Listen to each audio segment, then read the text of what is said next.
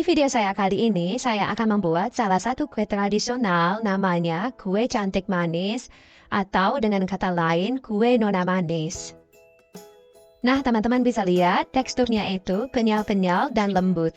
Dan di sini saya akan mencoba cicipin kuenya. Bismillah. Alhamdulillah rasanya enak sekali. Agar tidak salah dalam proses pembuatannya, simak videonya sampai selesai. Sebelum saya lanjut ke video tutorialnya, di sini saya tuliskan dulu resepnya. Pertama-tama kita siapkan dulu bahan-bahannya ya. Di sini saya sudah siapkan 2 butir telur. Terus saya tambahkan 160 gram gula pasir. Kemudian saya mixer hingga gulanya larut dan warnanya berubah menjadi putih pucat.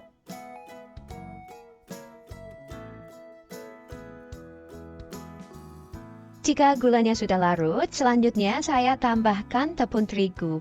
Untuk tepung terigunya bisa pakai tepung terigu protein sedang.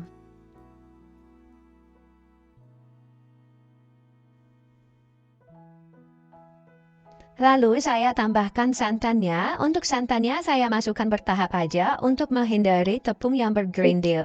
Setelah saya masukkan sebagian santan, kemudian saya lanjut mixer lagi menggunakan kecepatan rendah aja. Nah, di sini saya mixer hanya untuk mengaduk aja. Setelah tepung terigunya sudah larut semua dan tidak ada lagi yang bergerindil, lalu saya masukkan semua sisa santannya. Kemudian saya campur atau saya aduk lagi menggunakan mixer hingga semuanya tercampur rata. Nah, ini saya bersihkan dulu bagian pinggir-pinggirannya agar tepung yang melengket di pinggiran itu bisa ikut tercampur dengan adonan yang lain. Nah, ini bahannya sudah selesai. Selanjutnya kita sisihkan dulu dan kita siapkan bahan B. Nah, ini saya sudah siapkan santan 300 ml, kemudian saya tambahkan 50 gram tepung maizena. Terus saya tambahkan juga 1/2 sendok teh garam. Kemudian tambahkan pandan pasta secukupnya atau sesuai dengan selera.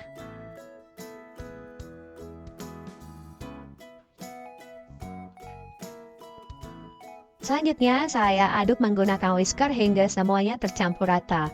Dan selanjutnya bahan B-nya kita masak dulu ya. Bahan B-nya atau campuran tepung maizena ini saya masak menggunakan api kecil sambil terus diaduk-aduk hingga campuran maizenanya jadi mengental. Nah, jika bahan B-nya atau campuran tepung maizenanya sudah matang, warnanya bakalan berubah seperti ini ya. Selanjutnya kita akan campur bahan B ke bahan A. Jadi, campuran tepung maizena yang baru selesai dimasak tadi, itu dalam keadaan masih panas, kita langsung campurkan ke bahan A. Kemudian saya mixer menggunakan kecepatan rendah, hingga bahan A dengan bahan B tercampur rata. Nah, ini warnanya masih kelihatan pucat, jadi saya akan tambahkan lagi sedikit pewarna atau pandan pasta, agar warnanya itu lebih cantik lagi atau agak lebih terang warnanya. Kemudian saya lanjut mixer lagi hingga pandan pastanya tercampur rata. Nah, ini saya akan tambahkan lagi pewarna kuning muda agar warnanya itu lebih cantik dan tambah lebih menarik lagi. Jadi warnanya itu agak hijau ke kuning-kuningan. Tapi ini opsional aja ya, jika teman-teman tidak pengen menambahkan pewarna kuning, it's okay, boleh-boleh saja, cukup pandan pasta aja. Nah, ini adonan hijaunya udah selesai, selanjutnya kita siapkan bahan C-nya, dan kita siapkan wadah untuk memasak, kemudian masukkan 2 sendok makan tepung terigu, lalu tambahkan 1/2 sendok teh garam, kemudian masukkan santan. Untuk santannya saya masukkan sedikit aja dulu, lalu saya aduk menggunakan whisker agar tepung terigu tidak bergerindil. Setelah tepung terigunya sudah larut semua dan tidak ada lagi yang bergerindil, kemudian masukkan semua sisa santannya.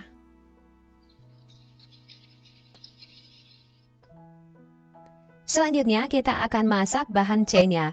Nah, untuk bahan C-nya ini kita masak menggunakan api kecil sambil terus diaduk-aduk. Masak bahan C-nya hingga mendidih dan meletup-letup. Nah, ini bahan C-nya udah masak. Selanjutnya saya akan masukkan ke wadah atau tempat kecap seperti ini ya. Nah, ini bertujuan agar memudahkan kita nanti untuk menuang ke atas adonan hijau. Selanjutnya, di sini saya sudah siapkan cetakannya. Saya pakai cetakan bulat seperti ini dan sudah saya olesin dengan sedikit minyak goreng. Dan saya pakai dua model cetakannya, segi 4 sama yang bulat.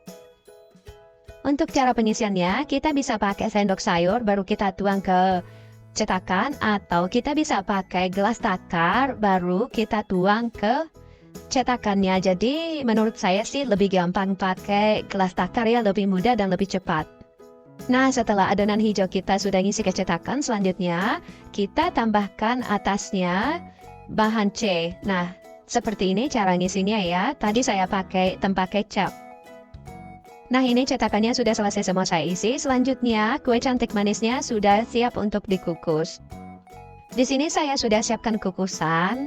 Selanjutnya, kue cantik manisnya kita susun rapi di dalam kukusan. Terus kita kukus menggunakan api sedang selama 15 menit. Jadi, saran saya jangan kukus pakai api besar ya, karena kalau kita kukus pakai api besar, nanti kue cantik manisnya kayak meluap keluar gitu dari cetakan. Nah, ini dia hasilnya. Kue cantik manisnya udah matang. Kue cantik manis ini tidak boleh terlalu lama juga dikukus ya, karena bakalan terpisah bagian putih sama yang hijaunya. Kue cantik manisnya jangan dikeluarkan dari cetakan selagi masih panas, karena kue cantik manisnya masih lembek. Jadi kita tunggu dingin dulu, baru boleh dikeluarkan dari cetakan. Adapun cara ngeluarin kuenya dari cetakan, di sini saya pakai sumpit, kemudian sumpitnya saya pipihkan dan saya masukkan ke bagian pinggir. Nah, seperti ini, cara ngeluarinnya sangat mudah banget kan? Nah, begitu juga yang cetakan segi 4 ini, cara ngeluarinnya itu sangat mudah banget. Seperti ini, kita masukkan ke bagian pinggirnya, kemudian kita tarik pelan-pelan dan kuenya keluar. Selanjutnya, kue cantik manisnya sudah siap untuk kita hidangkan. Penampilannya sangat cantik banget kan, sesuai dengan namanya, cantik dan manis.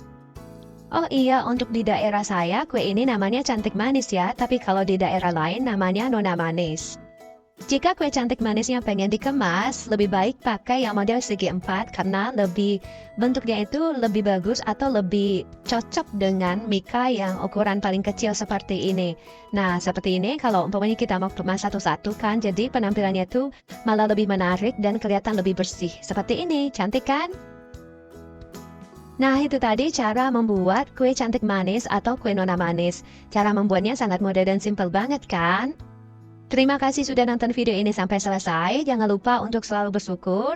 Dan jangan lupa juga untuk selalu berpikir positif. Sampai ketemu di video saya selanjutnya. Assalamualaikum warahmatullahi wabarakatuh.